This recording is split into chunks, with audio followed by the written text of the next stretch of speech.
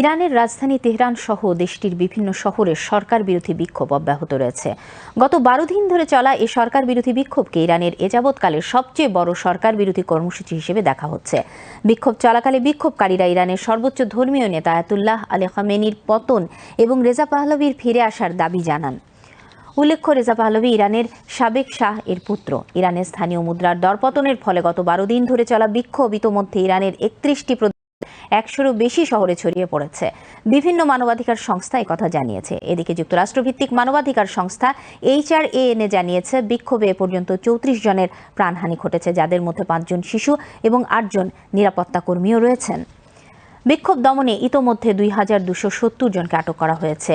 Norway ভিত্তিক পর্যবেক্ষক সংস্থা ইরান হিউম্যান রাইটস IHR জানিয়েছে বিক্ষোভে এ পর্যন্ত 45 জন নিহত হয়েছেন এবং যাদের মধ্যে 8 জন শিশু।